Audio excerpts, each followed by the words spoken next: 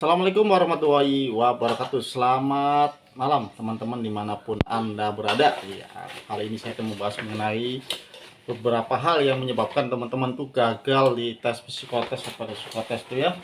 Sebagaimana kita ketahui bahwa tes psikotes ini merupakan salah satu tes yang memang sangat banyak sekali menggagal peserta. Nah, ini penyebabnya teman-teman harus tahu ya, kenapa sih kok gagal itu psikotes itu ya.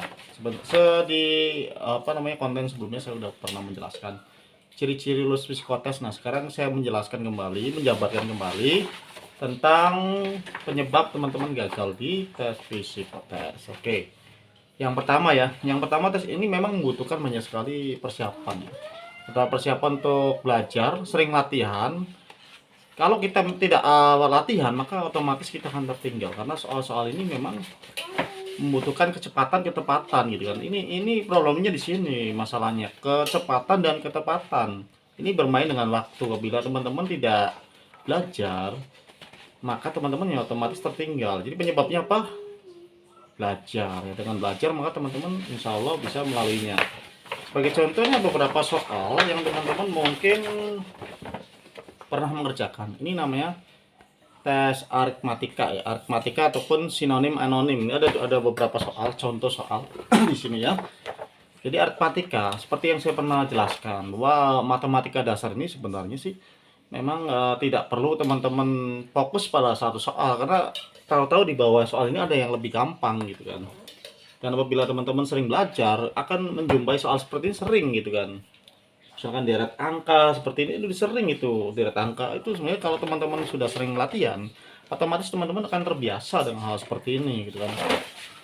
Kemudian di tes selanjutnya itu teman-teman akan menjumpai seperti ini ya, tes yang mungkin yang sudah tes psikotes tahu ini, meneruskan gambar-gambar ini, meneruskan lanjutannya apa gitu kan ya, ataupun kotak-kotak yang dibalik-balik ataupun kubus seperti apa lanjutannya apa. Kalau teman-teman konsentrasi itu otomatis teman-teman ya, selain yang pertama itu belajar, kemudian konsentrasi, ikutin arahan dari panitia tes, insya Allah pasti teman-teman bisa ya mengerjakannya. Tapi kalau awal-awal teman-teman tidak bisa mengikuti instruksi, otomatis gagal.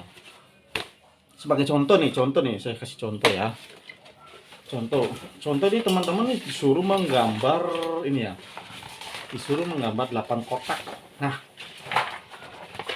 8 kotak ini nih, panitia nyuruh nih, nanti yang paling mudah ditulis ya di sini, dikasih keterangan itu kan. Terus kasih nama di pojok kanan atas sama nomor tes.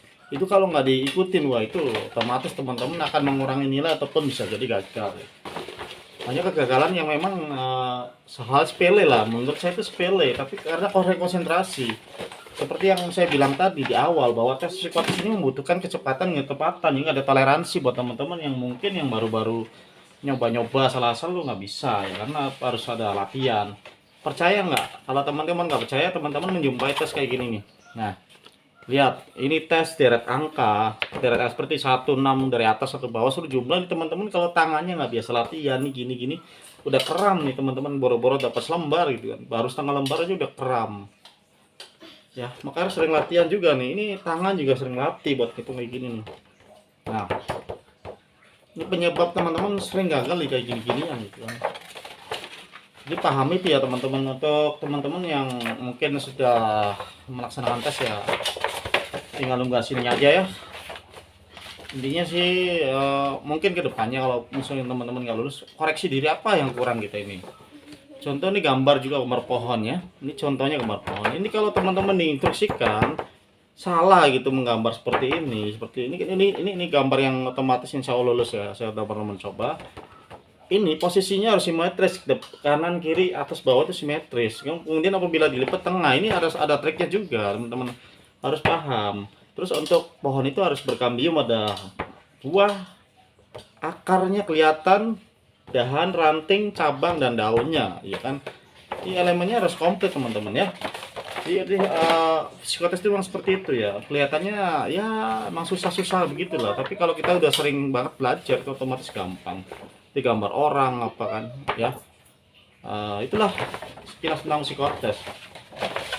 Jadi teman-teman harus tahu penyebab teman-teman gagal ya, karena memang tes psikotes ini memang membutuhkan konsentrasi, kecepatan, dan ketepatan. Saya pun udah berapa kali gagal di psikotes tuh ya memang karena itu kurang konsentrasi.